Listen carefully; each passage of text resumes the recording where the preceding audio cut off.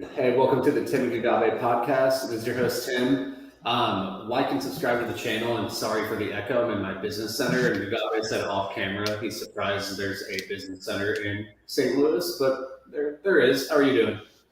Yeah, not too bad. I'm just picturing like St. Louis. You know how like Rocky is like this iconic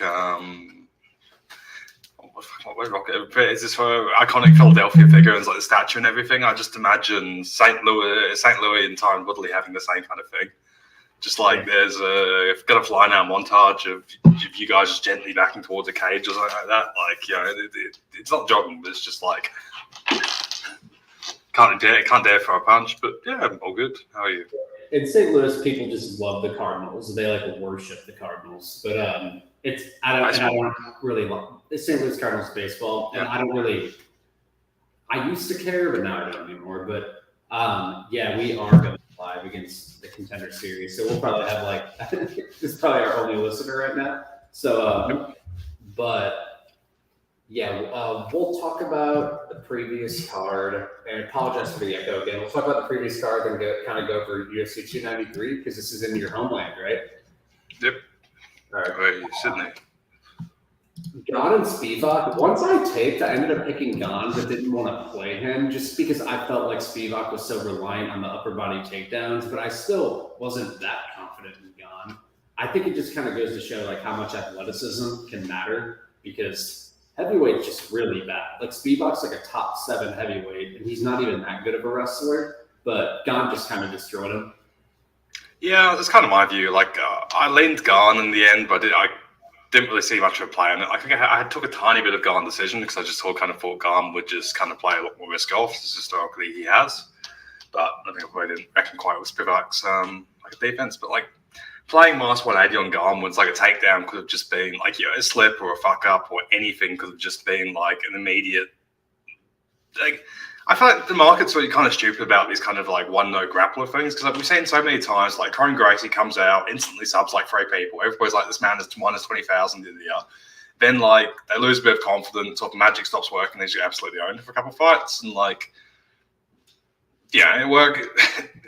It's something that can fuck with people's hindsight caps because either they're going to look like they were minus 10 billion or they're going to look like they had no business being in that cage, which is inherent to the kind of the binary kind of thing. Yeah, and it was a super binary fight. Whoever won was going to win dominantly. Fierro and Rose, I didn't catch the fight live, but I rewatched it. I actually thought the fight on rewatch was really competitive. I thought Fierro won, but I was kind of, I don't know. I felt like rounds were closer than. I think the crowd helped, and Fierro definitely won and landed the harder shots, but the numbers were close. And did you feel like it was close? Like I thought Fierro won, but it was a competitive fight. Yeah, I kind of expected Fierro to just kind of own her, so I was quite surprised by how competitive it was. Though I feel like for Rose, it's just like you go into France, you're going to get doubled on the temp. You're probably going to get doubled on the temps every time, even if you might outland. And Fiora just has better sort of physicality and range tools. So it's just like, I feel like Rose probably keeps it close a lot of the time, but I also don't think necessarily she wins it that much. If you get what I mean. You're muted. You are muted. Sorry, while I'm mute. I thought about playing it, and I agree. Like, I thought about playing around minus 190, but I was just like, it's still probably going to decision, which it did. It would probably be. I still thought Rose would compete, and she kind of did.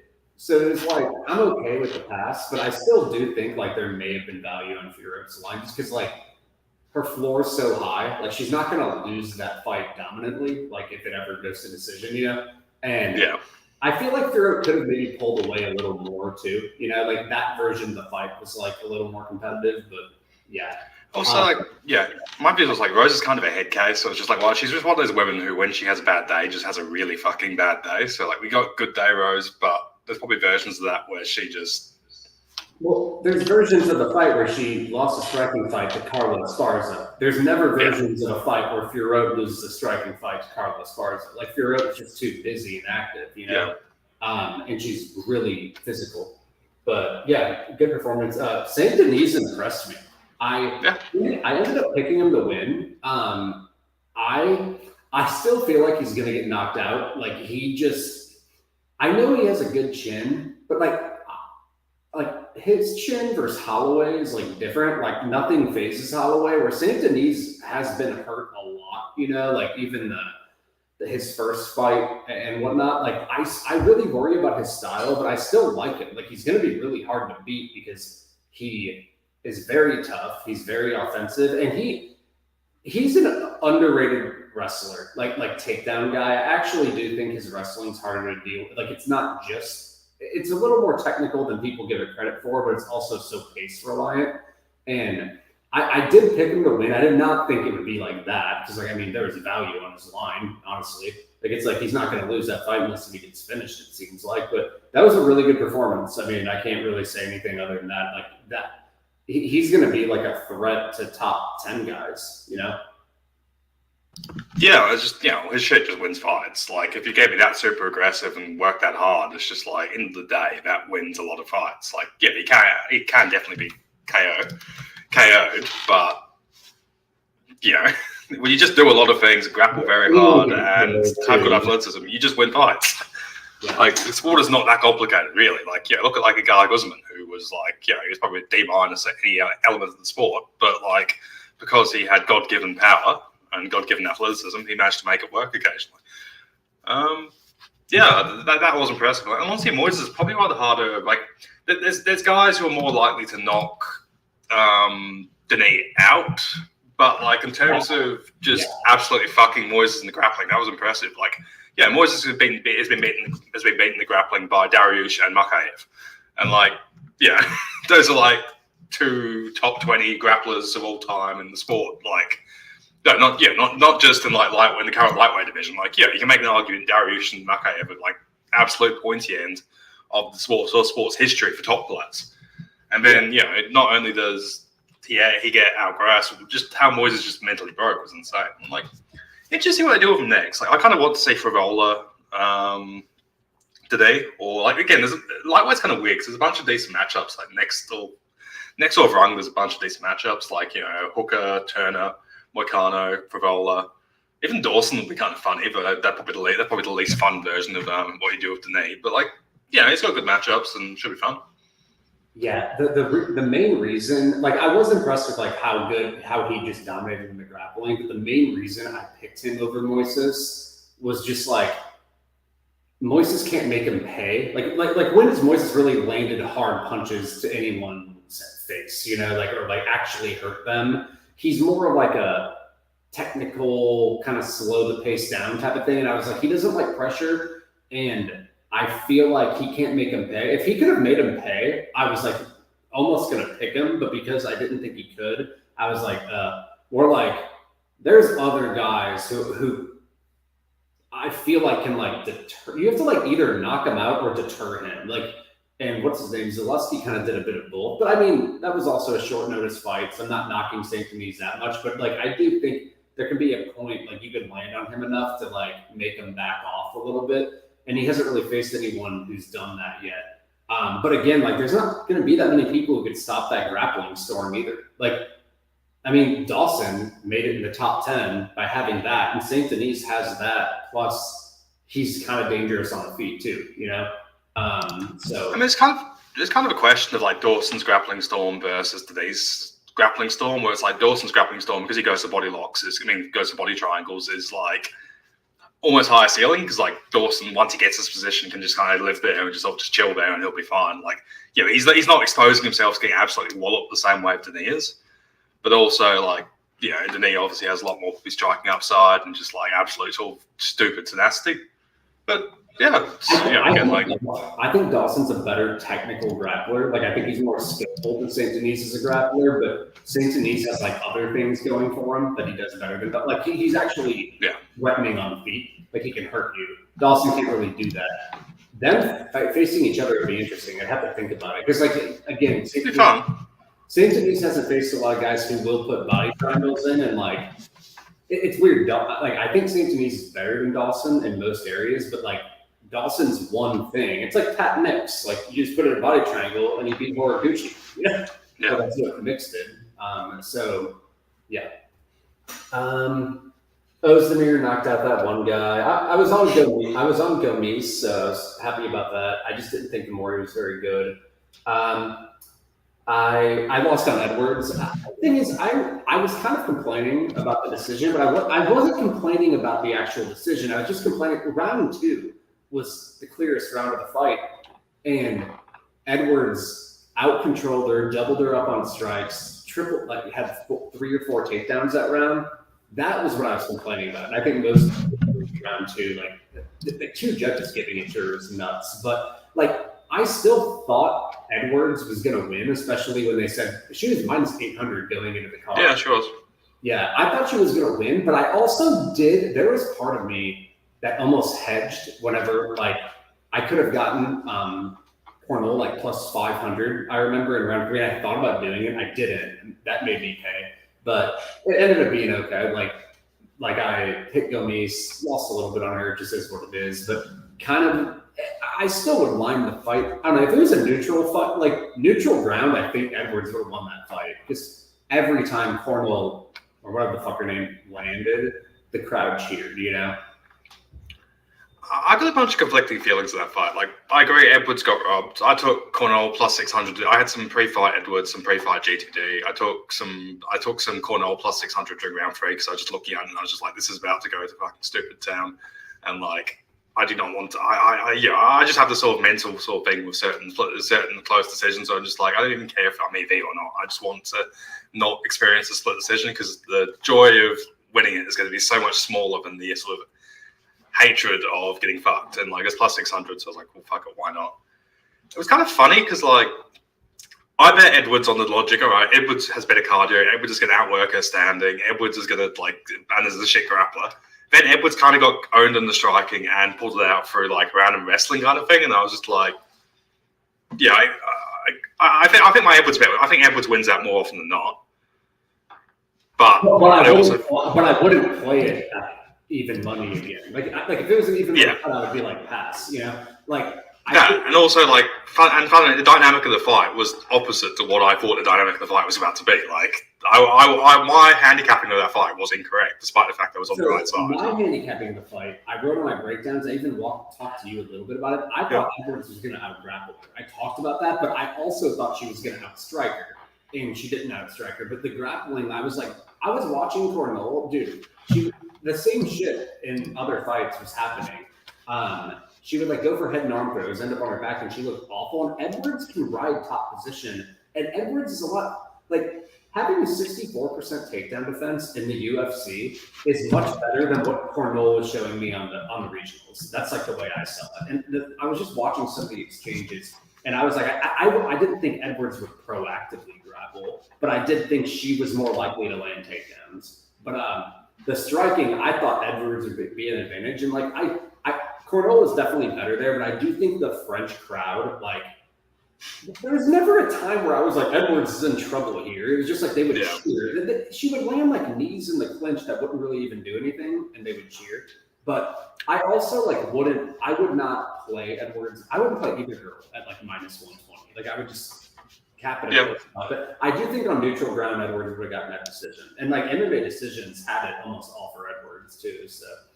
I agree. Edwards got robbed, but it's always the thing where it's just because fighter A got robbed in this fight does not mean that they were. Yeah, agreed. Yeah. That version of the fight, I thought Edwards probably should have won, but it also, I don't think it was a robbery. I think it was just kind of the wrong girl probably won. Yeah. But going forward, I would also not play that. I would just be fuck that. Basharat looked good. And whatever. We can go into UFC 293. Strickland. Actually, one thing. Lusa continues to be fucking hilarious. Honestly, I swear, Lusa has the tools to be. If Lusa came in and grappled proactively against Della, we would never have fucking heard of Della. It's kind of stupid. Lusa has every physical tool you could possibly want. He just has no fucking brain. Even here, it's he owned the guy and he still found ways to almost fuck it up. How the fuck did he get hurt in the third round? I didn't even I was rewatching that 5 times. I was what was the strike? he gets like uppercut like gently, then he gets like a weird sort of casting hook kind of thing. Like there was no like, there's no obvious reason for him to suddenly start dying. Did you see a judge gave Lusa round 3? Is that the worst scored round in like recent memory? Easily. Yeah, I don't really care because he clearly had a decision anyway. But like, but yeah. People like I didn't, but people lost on the handicap because of it. Yeah, but like what? The handicap was dead without like what that very random fucking wobble knockdown. No. The handicap should have easily hit. Like Reese he was Luce was winning round 3. Regatta was winning round 3. Then he gets like absolutely killed by one of those fucking random fluke. Like what the fuck was that? Well, I'm just saying that version of the fight should have been zero question on the handicap. Oh, 100% true. I do agree, but like again, it was such a weird knockdown. There was no the handicap McKee hit, period. And I'm not saying like could he lose that going forward? Sure, but like whoever had it during that fight got absolutely fucked. Because that round 3, it's literally it's like the RDA Felder card where like some rounds they were just giving him to fucking Felder. Felder lost every round in that fight. Like, yeah. And clearly, it was like grappling domination as well. So it was the easiest shit to score. Even he was like, "What?" when they gave him a card. Yeah.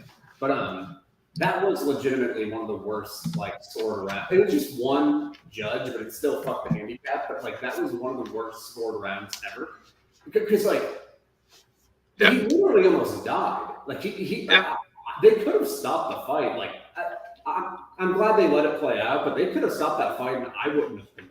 Like I agree. He got knocked out like 4 times. But yeah, let's move on to UFC 293 though. Adesanya and Strickland. I think the line's too wide. Like it's just like minus 650, and Strickland's been a gold mine for me. I played him in 4 fights. I've won all 4. I played him against Abasuki at minus 150, which is stupid. And one of my like reasons I really like him is he dominates head strike metrics, and I just feel like I don't know.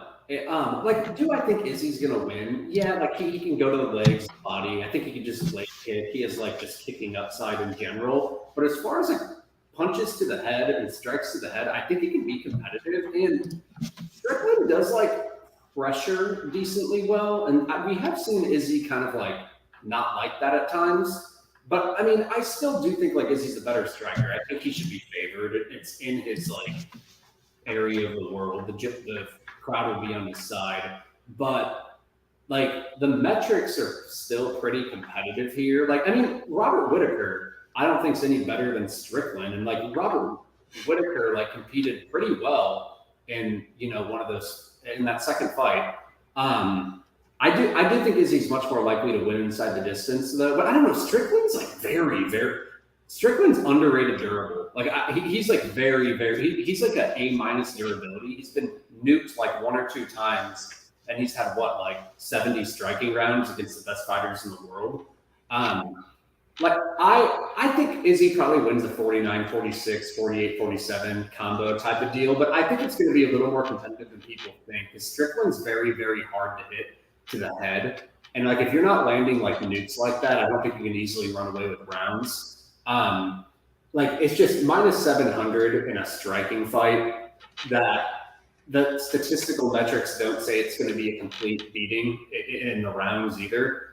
I just feel like it's probably Izzy will probably win, but I do think like the value is probably on Strickland. But I'm going to pass personally. What do you think? Yeah, I'm pretty much the same. Like personally, I just think striking is hard to cover this kind of price. Striking as a whole, particularly when it's like Strickland and Adesanya both have pretty similar work rates, that kind of stuff. Like Izzy, unless he's like absolutely leg kick fucking Strickland, I just don't really see how he covers. I don't think which is possible because I just feel like like Strickland actually has a higher work rate, and honestly, I kind of feel like Adesanya has been kind of looking a bit flat lately. Like I just have this thing where it's like he's been winning, and maybe it's been just like a psychological. I agree for sure. Yeah. Maybe he's just as a champion, he just hasn't been taking the risks, but like he just hasn't like. There's been spots and fights where I expect him to really pull away, and he just hasn't. And just like his work rate doesn't seem like he's got a bit of muscle and like. I just don't think maybe his work rate is what it was coming out of the division quite as much. And like Strickland, like I kind of rely on, I think Strickland's pretty reliable to put up in the same volume. Like, Adesanya's probably the big striker, but how much they count against that kind of volume.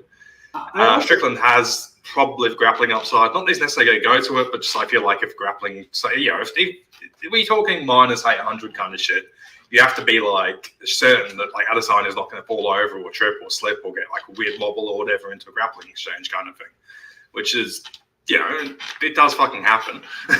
I took someone that goes the distance at plus. I just feel like this is going to be a busy fight, but I don't really see either of them finishing at much of a clip. Like, it's going to be very high tempo, but like I've lost so many high tempo ITDs on middleweight 5-rounders like Victoria Cannonier and all that. But like, I don't really see why this one in particular this is weird to me that this one in particular is the one with a GTD is plus when we've had like gems like GTD minus 180 and Victoria Cannonier and that kind of shit. Nobody saw anything wrong with that. So like, why is this one suddenly like this? But I just kind of feel like it should be competitive. I'm taking like 48-47 for Adesanya.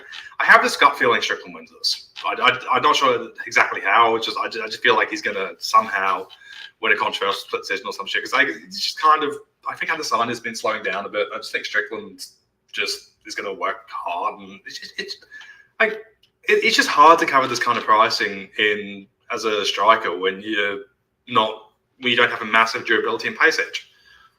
I just don't think really much of anyone can cover a price like this against Strickland because he's really hard to take down. And dude, you literally can't hit him in the head often. Like if you look at his head strike metrics, I think he's outlanded and at least in his last 10 to 15 fights, he's outlanded everyone, and it's by a lot.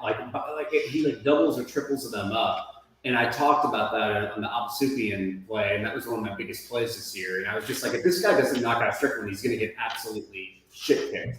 And like Strickland's cardio is also insane, and some of his wins are aging very well in some of his fights. Like I think Imavov is like a title threat. I think he's like that good, but Strickland is like I think Imavov's a top 5. Yeah, 7 minutes of cardio. He sucks. Like he has a very nice 7 minutes. Don't get me wrong, but that 5-rounder.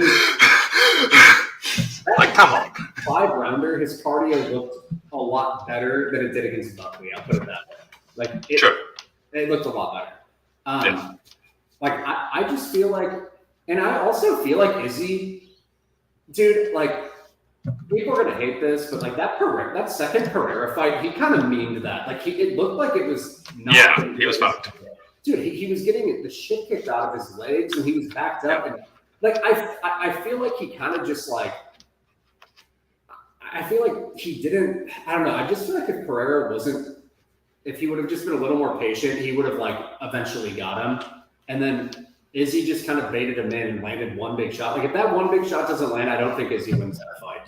I agree. Again, like that was a very, because I had Izzy in that fight. And the live line agrees with us. Like the live line had Pereira like minus like 250 at the time. Yeah. I'm not high on Pereira either, but like I just feel like stylistically, like I do think he had Izzy in that second fight. But like I mean, shit happens. We don't know for sure. But like I think this line's a little wide. I think it's going to be like an Adesanya close decision. And Strickland just has a high floor in matchups. He just like really competes well. You can't really take him down. And and I do agree. Like I feel like Izzy hasn't looked as good lately. I guess a Cannonier win in hindsight's good, but Cannonier didn't look great in that fight. But also Izzy's good defensively. He can make people look bad. So And also Cannonier, I scored at 48-47 Izzy because even sort of a flat cage pushy Cannonier did like take him very close to I just feel like Strickland's gonna walk him down too, and like Izzy does fight well going backwards, but I also feel like when Pereira walked him down in that first fight, like it eventually got to Izzy, and Strickland's cardio isn't talked about enough. It's insane. Like he fucking throws like 400 strikes every fight. Like he's so consistent, but Strickland's cardio is kind of weird because it feels like he has his pace. Like it's weird because when he fights people who are sort of melting, he doesn't keep lifting it. He just kind of reaches a point where it's just like, I don't know, just my personal thing. I just kind of noticed about him because like I know, I definitely agree. Like, I'd probably make Izzy like minus 200, minus 300. Just like, I just feel like, yeah, it's probably a competitive kickboxing match. It's hard to cover this kind of price. Like, unless Izzy just comes out and absolutely rapes him with leg kicks, like, what else does he get? How else does he get cut? Agreed, 100%. And maybe he does do that leg kick. Like, I do think that's possible. He could just kind of like take out his legs and whatnot. But I don't know. I just feel like Strickland's a good fighter. Like, and I just feel like he'll walk him down and keep it competitive. Yep. Tuivasa and Volkov. Well, I think the line's like Volkov's better, but The line is fine. The line's fine. Yeah. Like, Tuivasa big enough, random upside that like you can't. I wouldn't take Volkov past him. Like, I'm not taking a hittable heavyweight past minus 250 in the striking match against a guy who can get knockouts. But on the other hand, Tuivasa is kind of awful at the sport, and it's kind of annoying. This is the fight they've made of him. So there are fade spots of Tuivasa from the division. Anybody who can grapple whatsoever should really be the thing. But like, yeah, I just don't want to play Volkov minus 250. Like, yeah, and also Volkov's had enough like weird, really flat performances as well. So just like, yeah, Volkov seems to have gone back to being good Volkov, but like, you never. There was like a 25% chance we get cancer Volkov again. Right? It's like poisoned Volkov, cancer Volkov against fucking Aspinall. Like, what the fuck was that? I still like don't understand. I don't know. But even against Tiberi, he just looked fucking flat. And just like he's gone back to being good Volkov, but like fucking, like I just don't want to deal with that. Minus 250 was. I mean, like Volkov. If good Volkov shows up, like if he went to war in a 5-rounder with Gon, like the best striker in heavyweight history, like as far as a round winner goes, and Volkov was like neck and neck with him. Like Gon won the fight, but like Volkov was very competitive. And yeah, like Volkov, there honestly is probably value on this line, but I also feel like this is just one. It's just like we've seen Volkov look like an idiot before, and Tuivasa. He's just an idiot where he can randomly land. Like, I mean, he almost knocked out Gon. Like, he landed a big shot of Gon, too. But, yeah, Volkov should be fine. And honestly, if Volkov gets on top of Tuivasa, like, the fight's over. Yeah. Like, it's completely over. I agree. But I just felt there's a 10%, 15% chance of cancer Volkov. And I just, once I'm already paying 67%, 68%, like, that just kills as a bet for me. Cancer Volkov is a thing for sure. Manel Kape and Felipe dos Santos. This guy does put up a good pace. I will say that, but he's also not very good. But like this is the Charles Oliveira camp. He's going to come in. If his hair's going to be blonde, he's going to be fucking 80 pounds heavier than he was on tape, and he is going to fucking annihilate the scrum. But we know how this goes. This has happened like 10 times over the last year. They're all like. They all have the exact same fighting style too. They're just like, and it's fucking war. Again, I love that cap. It's fucking. It's just bizarre because they have mid regional. Like they're okay regional tape.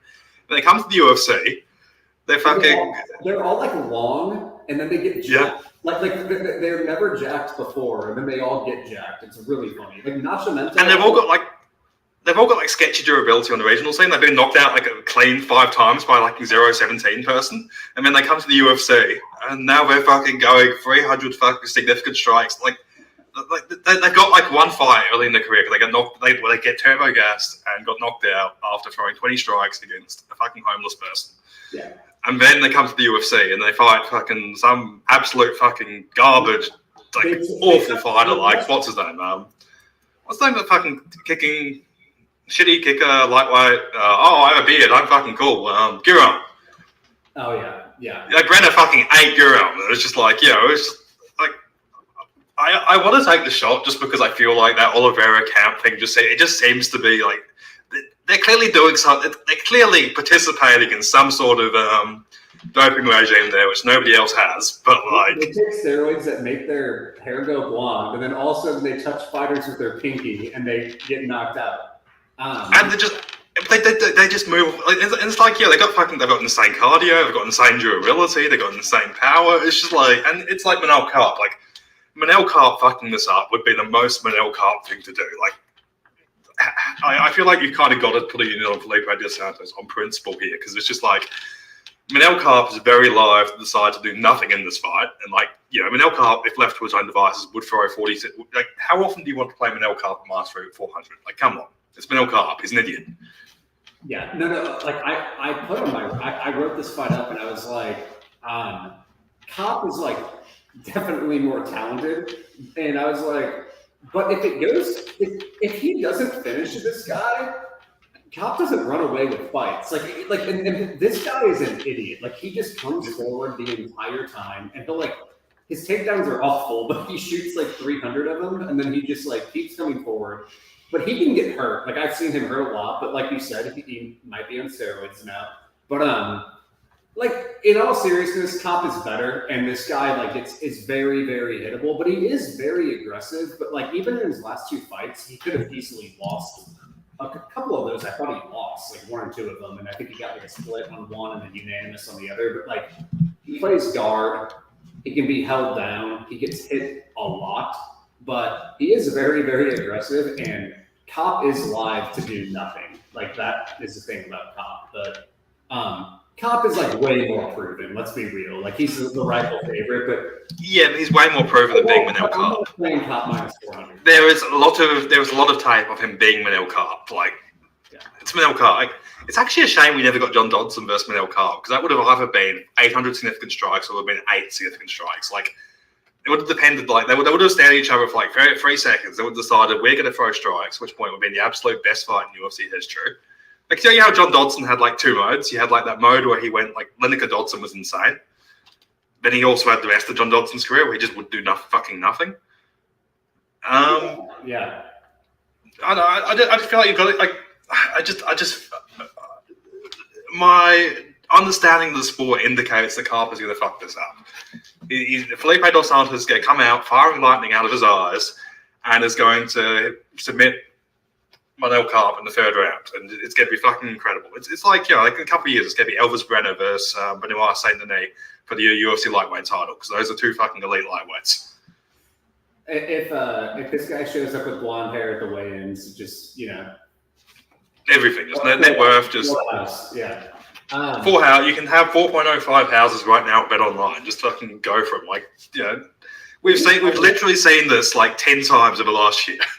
It is funny how that camp, like, they all improve so much in their physicalities, like, and they all get jacked. Like, dude, Charles Oliveira is like so jacked now. Like, he used to be like a little twerp, and now he's so jacked. Like, he could fight at 170. Yeah. And it's also funny because, like, Charles Oliveira, it's like, he's still got the fucking self-confidence shit. Like, Makayev, he's still he quit there, but like, they somehow, like, I'm honestly curious what the fuck's going on in that camp. Like, I understand, like, steroids are a thing. Like, everybody has steroids at this point. Like, it just seems weird to me that this one place in Brazil seems to just have the best steroids.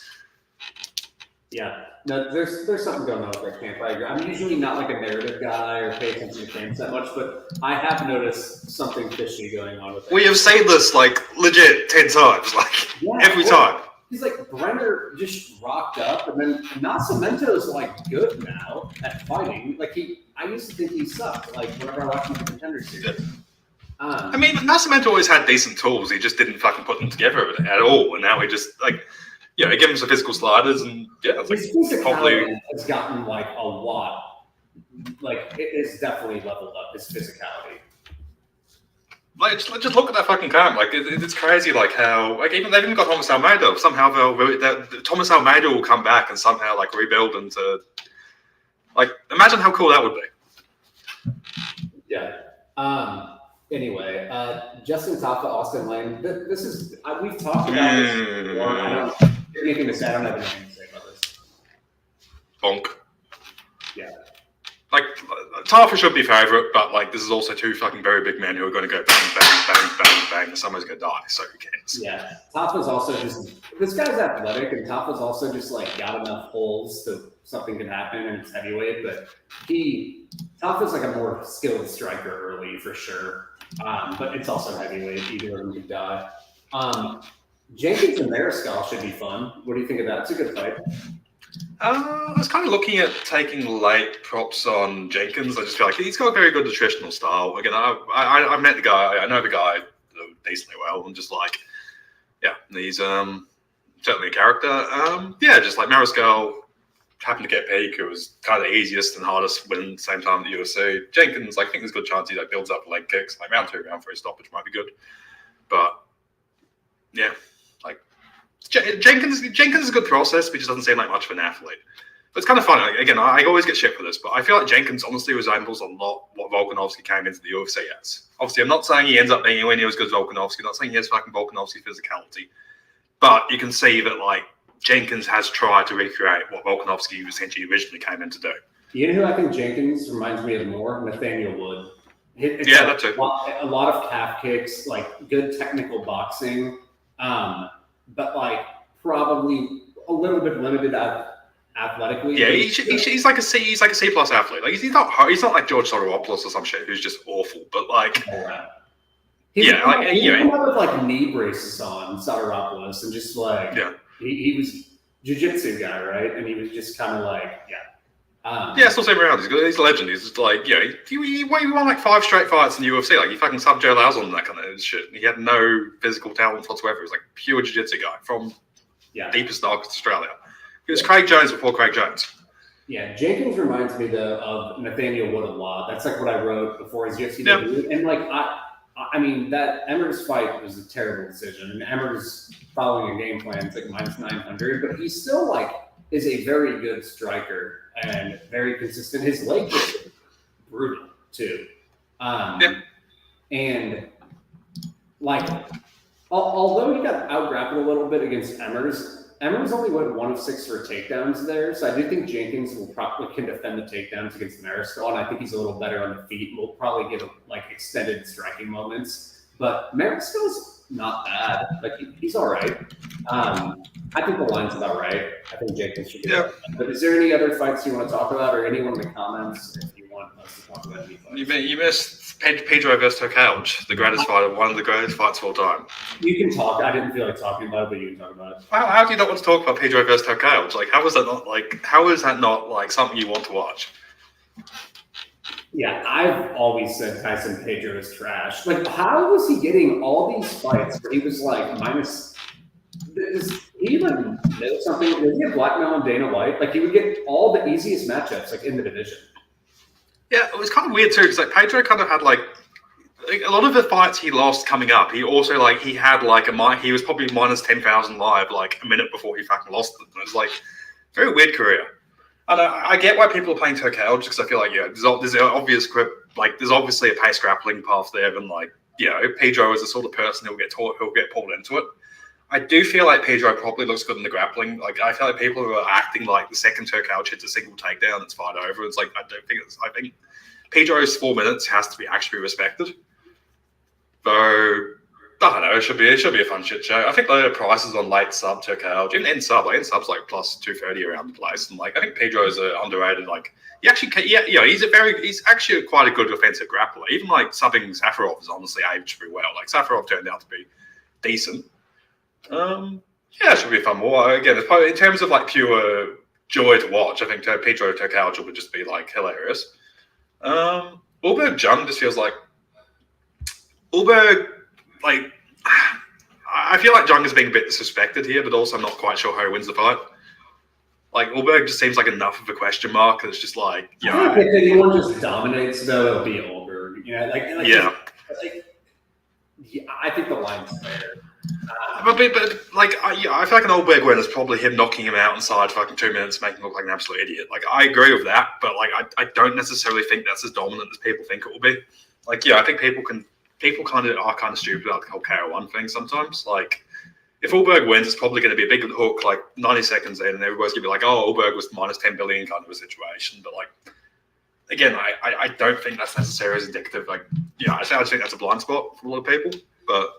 Otherwise, like Jung can mix some martials. Jung is like, I don't mind Jung. He's a reasonably well developed light heavyweight. Like, he's probably one of the more well-rounded sort of mid-tier light heavyweights. But Ulberg's weird because like we haven't seen him in that many extended fights. The Kennedy fight was also just kind of like he didn't chase himself, and then he started to do like a lot better like in other fights. But since that, but he knocks Kennedy out 4 times. You can't blame him. Honestly, if he fights like he did against Charant, where he just like maintains distance and whatnot and makes it a skill game. Like, I think he should do that. And like seeing him do, like, dude, Sam Alvey went neck and neck in a striking fight against Jung. Like, I can't pick.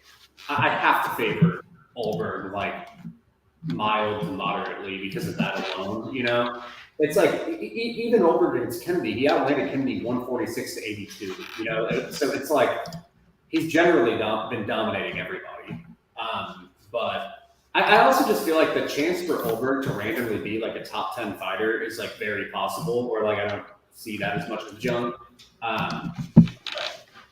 Yeah. Yeah, I kind of agree. Again, I was not rushed to play Jung. Do you think Jung has any grappling path? Yeah, I mean, if he ends up on top of Olberg, I think that would be very bad for Olberg. I feel like Olberg's not much of a grappler at all. Just the entire vibe I get is very kind of, but no. I feel like this Jung will pass personally. Yeah, Olberg KO one's probably better than ML, but still, no. You could like after that signature arm fight where he took absolutely no risks. I just like you never know if he decides to do that again. All right, well, that's everything. We will be back. What's the next card? What is the next card? Garso Shevchenko 2. That's fine. That's not bad. That line's been coming in. It's under -200 now for Shevchenko. I feel like Shevchenko should win, but also like the striking exchanges were competitive enough to where I'm like, I'm not jumping. I'm playing a -200. You know. That's kind of my feeling. It's like, is a better fighter. Like as far as like a round winner, I think she's a little bit better of a wrestler. The striking's competitive.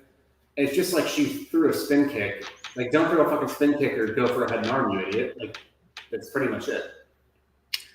Yeah, kind of weird spot. Because like, I think proactive grappling Shevchenko could just shit on her, just because like, whenever she got takedowns, that was like round or fight kind of situation. Like, but now it's even -900 live. But I do think like there are versions of the fight where like we're that late in the fight and she's not that big of a favorite. You know, like I just feel like.